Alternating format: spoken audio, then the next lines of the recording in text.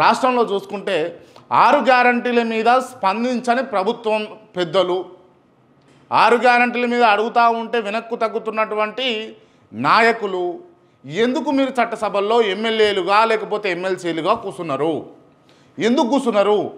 ఒక ఆయనను ఒక సెక్టార్ నుంచి ఎమ్మెల్సీగా చేసి పంపిస్తే ఆయన ఎత్తుకున్న వాదం ఏందో, ఆయనదేందో, ఆయన కథ ఏందో, ఆయన వ్యవహారం ఏందో అర్థం కాదు.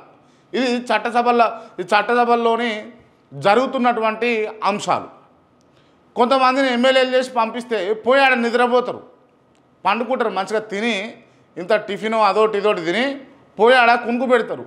మీరు ఆడ కునుకు పెట్టనే కాదు, మీరు చట్టసభల్లో చట్టాలు చేస్తారని, ఈ నియోజకవర్గానికి కావాల్సినటువంటి అంశాలలో పార్టిసిపేట్ చేస్తారని మిమ్మల్ని చట్టసభలకు పంపింది.